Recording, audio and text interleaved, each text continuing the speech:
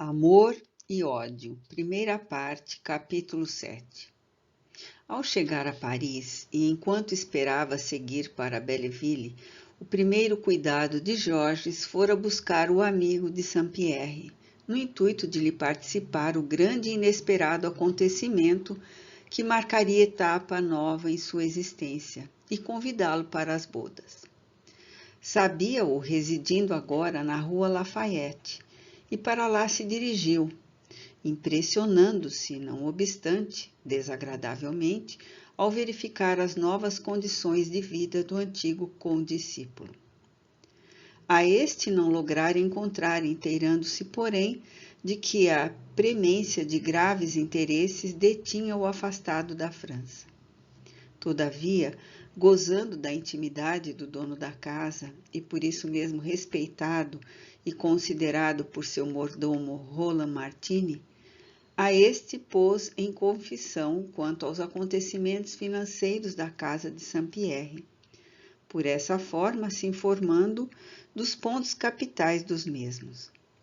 Penalizado e desgostoso ao mesmo tempo, por não lograr conhecer sequer o paradeiro exato daquele cuja estima, tão grande ao seu coração leal, refletiu que o auxiliaria a recuperar-se, para tal empenho pretendendo arregimentar todas as forças de que poderia dispor, não descansando enquanto o não visse reintegrado na antiga posição.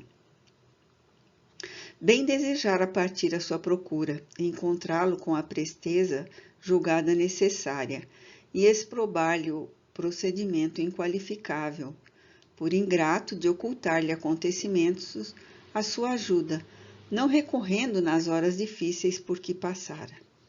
Mas urgia atender ao compromisso com o Delacordaire, visitar Henriette, firmando o pacto fagueiro que transfigurava sua alma, inundando de inefáveis felicidades seu coração e sua vida. Legou, portanto, a segundo plano o amigo ausente, prometendo a si mesmo tudo tentar em seu benefício no momento que se ultimassem as cerimônias e preocupações do matrimônio a realizar-se. Não obstante, deixou sob os cuidados de Roland longa missiva para Gaston, recomendando sua remessa urgente no momento que fosse conhecido seu paradeiro. Na carta participava seus esponsais com a Mademoiselle Delacordaire, a quem, dizia, amava profundamente havia muito, e para os quais reclamava com muito empenho a sua presença. A carta fora escrita sobre a secretária do próprio de Saint-Pierre.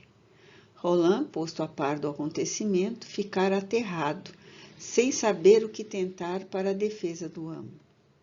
Calara, todavia, presumindo um rompimento entre este e a jovem Delacordaire, sem que ele próprio, Roland, o soubesse.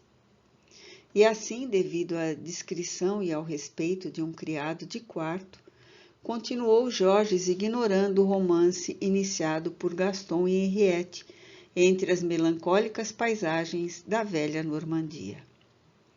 Entre mentes, a Henriette e Flavier pareceram demasiadamente ardentes as atenções a ela dispensadas por seu primo de Soissons desde o primeiro dia de sua chegada a Belleville. Até então se lembrava de que o vira sempre perfeitamente discreto. Agora, porém, logo no primeiro dia, falara-lhe docemente dos próprios sentimentos a seu respeito, exaltara em tom singular as graças e virtudes de que a julgava portadora, e até ousara premir-lhe com força o braço de encontro ao peito, durante o passeio para que a convidara à tarde, pelas perfumosas ruas do parque de Belleville, sob os olhares complacentes de seu pai. À noite surpreendera-se ainda mais a inquietação que a acometeu, então afligiu-a seriamente. A sós com seu primo no salão de música, onde era realizado um sarau musical em sua honra, este se aproximava delicadamente, sentava-se a seu lado e tomava-lhe das mãos por entre incontidas emoções. Beijava-as, transportando, enquanto lhe dizia: Amo-te tanto, minha Henriette. Oh, tremo só em pensar que se poderá esvair a felicidade que sonho obter com a tua posse. Por quem és, não me faças sofrer demasiadamente com essa timidez que se me afigura indiferença. Perturbada, a menina não sabia o que responder, preferindo retirar-se da sala precipitadamente, enquanto o diplomata se quedava desapontado e entristecido. A sós em seus aposentos, Henriette pôs-se a chorar, compreendendo tudo. Viu com clareza de raciocínio que tramavam contra seu amor pelo infeliz d'Arberville. Somente agora compreendia a razão por que seu pai lhe proibira falar do marquês em presença do senhor de Soissons, e por que, para com este, lhe ordenara mostrar-se atenciosa. Mas, revoltada, a si mesma jurou resistir a todas as peripécias e opressões concernentes a afastá-la daquele a quem dedicara o coração. Se de Franceville insistisse, ser-lhe-ia franca, revelando toda a verdade. Jorges era generoso. Não houvera entendimento prévio entre ela mesma e ele, o que a animava à resistência. E, além do mais, d'Arberville era seu amigo íntimo, o que se lhe afigurou garantia para seus propósitos.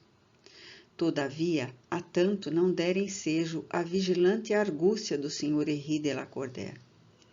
Na manhã seguinte, Henriette recebeu de seu austero pai convite para procurá-lo em seu gabinete particular, antes de descer para o passeio matinal. A jovem tremeu. Seu pai jamais a convidava a conversações secretas, senão para assuntos de absoluta gravidade.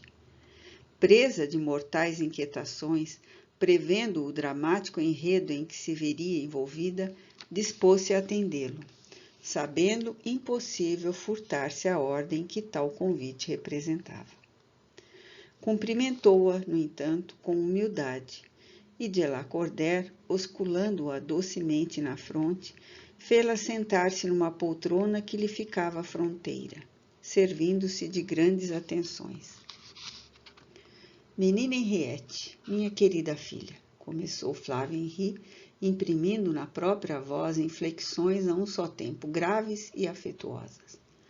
Antes de iniciarmos o assunto que neste momento nos reúne, é meu dever agradecer-vos a atenção que vosso pai dispensais, acorrendo tão prontamente ao chamamento que vos foi dirigido há pouco. É meu dever atender às vossas ordens, senhor, balbuciou a jovem com voz opressa. Nada tendes que agradecer. Tendes sido boa filha, minha cara Henriette, continuou o severo pai, traindo a comoção. E a Deus louvo pelo favor a mim concedido de vos possuir por filha. Obrigada, meu pai.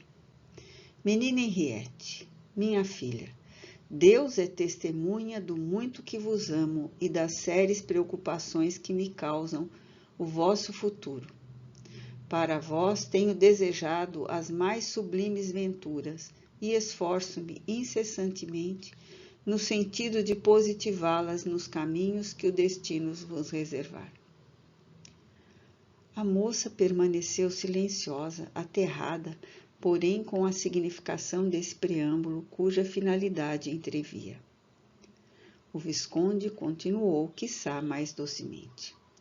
Sois uma criança, minha filha, e nada compreendeis da vida. Cumpre, portanto, a vossos pais preparar e orientar convenientemente a felicidade que tanto mereceis. Não tarda que completeis os 20 anos, e nessa idade é preciso casarem-se as jovens bem apessoadas. Assim o julgo também, senhor, vibrou a jovem abruptamente, contrastando com a atitude passiva anterior. Tenho pensado profundamente em casar-vos, e querendo ver-vos ditosa, acabo de escolher para vós, depois de maduramente refletir, o homem talhado nos verdadeiros moldes para um esposo ideal. Henriette fitou o pai em muda interrogação, pálida e agitada por violenta comoção, enquanto ele prosseguiu sem ensejar uma possível réplica. Sim, trata-se do mais digno dos fidalgos da França, do mais criterioso jovem que me honro de conhecer, do melhor e mais estremecido amigo de nossa casa, o Marquês de Franceville, a quem temos a honra de hospedar neste momento. A jovem levantou-se presa de incontida de indignação e, porventura ainda mais lívida, protestou resolutamente. Enganai-vos, Senhor, não é esse o nome que deveis proferir. Minha mão já vos foi solicitada por outrem, e pesa-me declarar-vos que nosso primo de Soissons jamais poderá ser meu marido. E por que não o será, menina Henriette, uma vez que vos ama e acaba de pedir vossa mão, que lhe concedi porque será capaz de fazer-vos feliz e porque tem sido essa união o meu mais caro sonho paterno? Por que não será? Porque não o amo, Senhor, e repugna-me atender a convivências em prejuízo do sentimento. Flávio Henri levantou-se calmamente. Sabia a espinhosa missão que se impusera. Não ignorava a difícil tarefa o ter de levar a filha à obediência quando reconhecia opostos aos dele próprio seus desejos e vontades. Revestiu-se, portanto, de uma paciência de que seria incapaz em ocasiões normais, no intuito de agir o mais suavemente possível, e indo e vindo pela sala como dominando ameaças de excitação, prosseguiu. Sim, minha filha, não passais de uma criança teimosa, a quem vosso pai deverá conduzir, servindo-se da experiência que tem das coisas do mundo. Não refletis sequer na infantilidade da asserção que acabais de proferir. O senhor de Saint-Pierre não é homem que resista a um confronto com Jorge, malgrado serem infelizmente amigos íntimos. A uma jovem dotada de bom senso, portadora das virtudes de que deve ter minha filha, não será dificultosa a escolha. Não amo o senhor de Soissons, meu pai. Não o amarei jamais, apesar do quanto o considero. Ser-vos-á fácil amá-lo, querida menina. O homem do valor do marquês impõe-se rapidamente à admiração e ao afeto, e antes mesmo dos esponsais. Rogo-vos que não me tortureis tanto, meu pai, vibrou a moça resoluta, enquanto as lágrimas prorromperam de seus belos olhos. Amo o senhor de Saint-Pierre e desejo permanecer fiel à minha palavra empenhada como o sentimento que lhe consagro. Não posso, jamais serei esposa de outro homem que não seja Gaston de Saint-Pierre. Nunca, Henriette de Lacordaire, bramiu exaltado, desfazendo-se do tratamento cerimonioso conservado até então. Oh, jamais Gaston de Saint-Pierre será teu marido. A essa união que o próprio céu escraria oponho-me eu, teu pai e teu senhor. Amo-o a Gaston e não o atraiçoarei jamais. 1000 vezes preferirei morrer.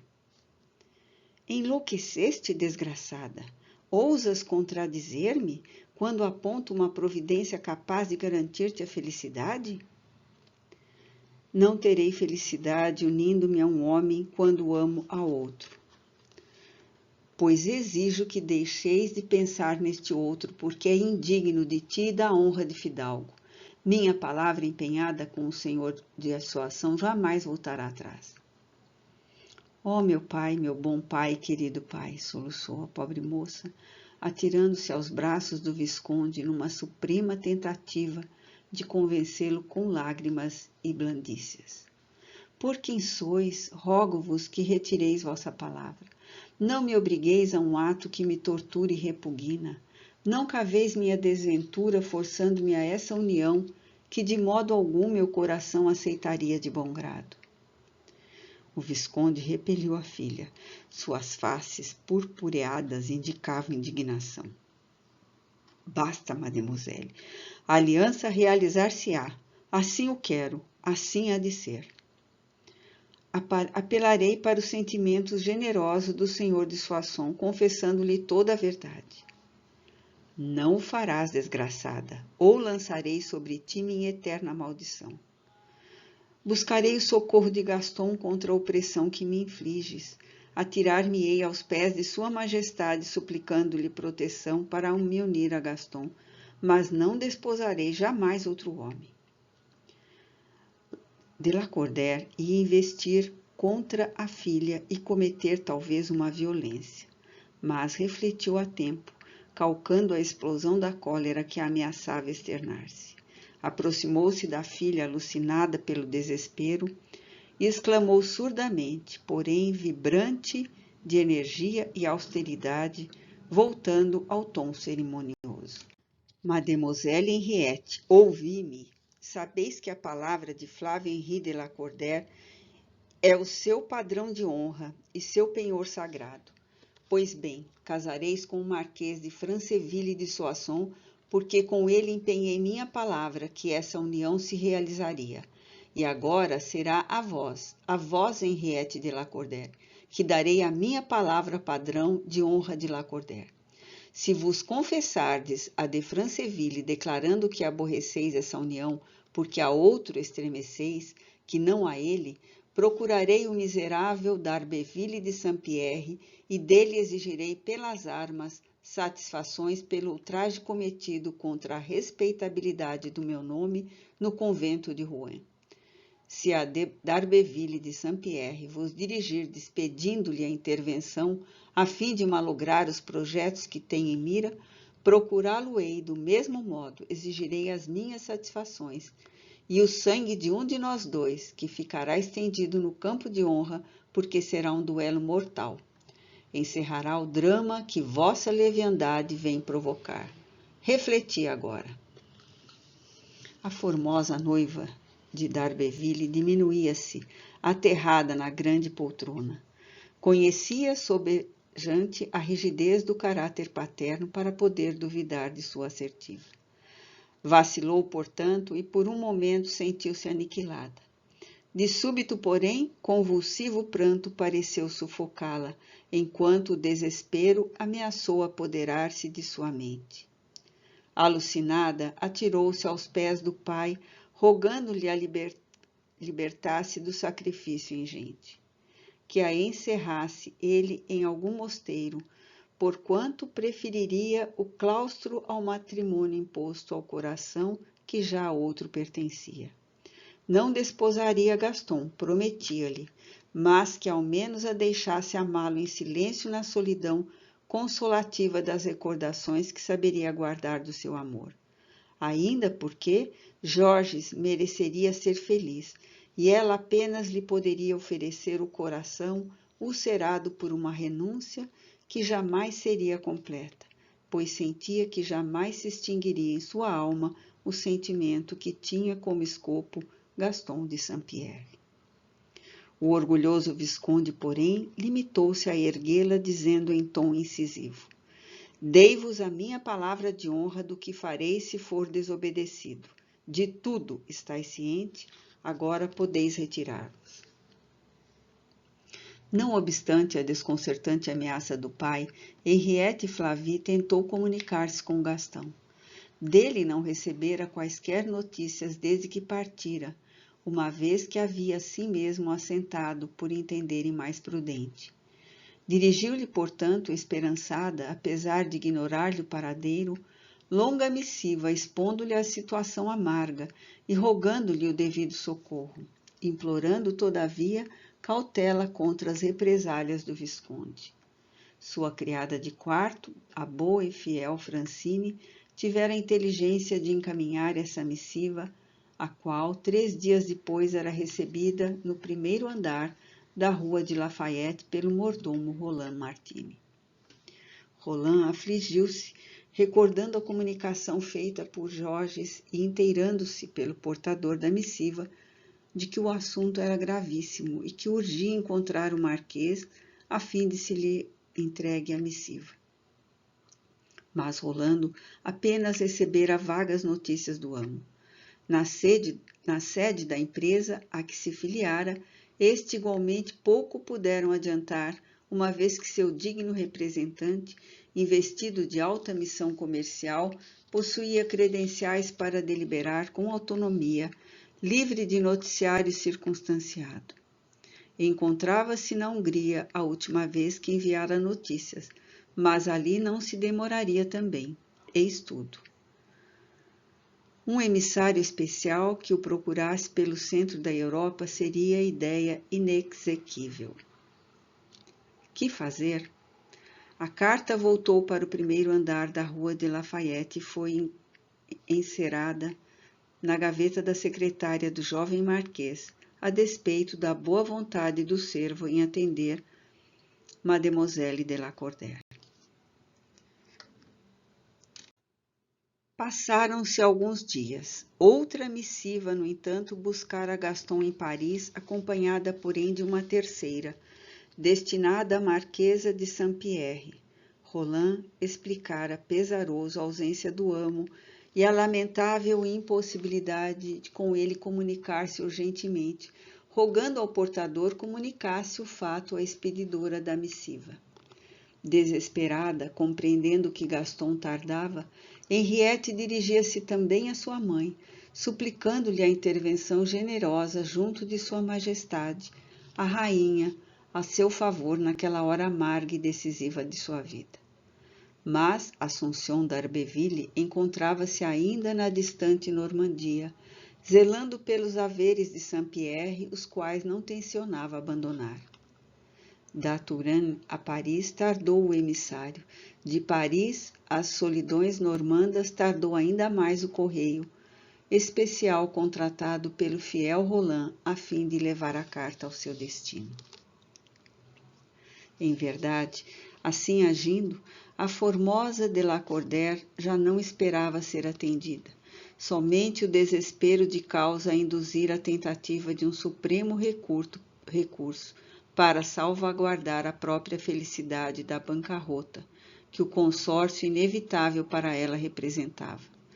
Dir-se-ia o náufrago que, vendo-se a sossobrar, se agarra ao último destroço que lhe resta para ainda por um instante iluminar-se de fictícia esperança.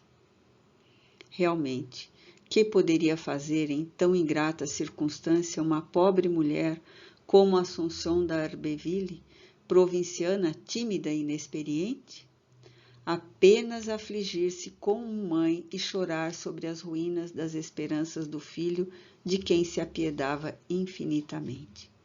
Aliás, o próprio Gaston só muito ousadamente interviria nos graves fatos expostos por Henriette a Assunção, se afigurando mesmo que o filho não vacilaria em renunciar à aspiração que acalentava, uma vez ciente de que Georges de Franceville era o rival com quem se teria de haver.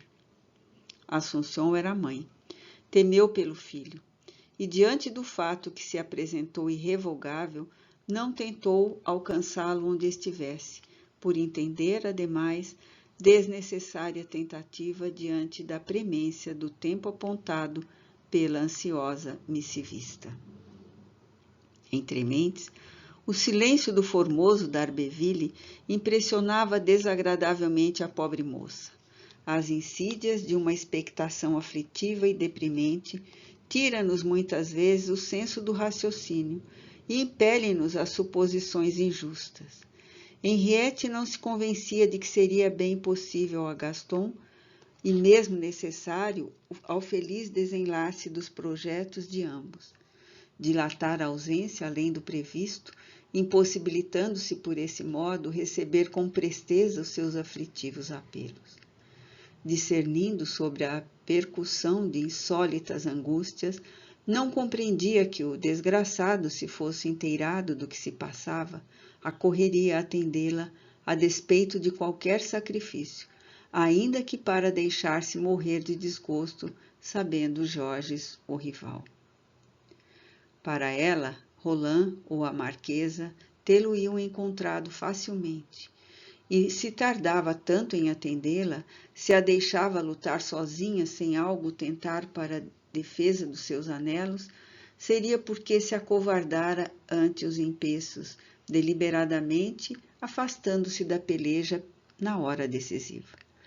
A desesperança tisnou de ingratas elucubrações o coração da inexperiente menina.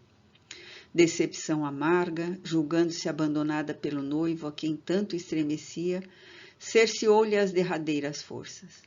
Assediada pelo impositivo de circunstâncias inelutáveis, ia, dia a dia, resistindo menos à terrível pressão da vontade paterna. Muito apaixonado, Jorge desdobrava-se em veementes atenções, ao passo que Flávio Henri, seguindo seu triste desempenho de tirano bem-intencionado, não desprezava ensejos de apontar inconveniências no caráter do último dos fidalgos, como chamava a d'Arberville, para melhor avantajar os méritos de Jorge. Já se haviam assinado as escrituras. Tanto de Franceville como de Lacordaire tinham empenho em que as cerimônias se realizassem rapidamente e por isso apressou-se quanto possível o dia em que se trocariam as alianças, jungindo-se os brasões. Todavia, o temor do Visconde, que esperava de Gaston qualquer tentativa desesperada, exigira do primo número limitadíssimo de convidados, devendo ainda a cerimônia realizar-se em Belleville mesmo e com absoluta simplicidade. Pela terceira vez, no curto espaço de um mês, Roland Martini vira subir as escadarias do primeiro andar da Rua de Lafayette um portador de Belleville, com uma carta urgente para seu amo. Desta vez, porém, escrevera a Georges, que, estranhando o silêncio prolongado do amigo, novamente a ele se dirigia com uma participação e novo convite para suas bodas.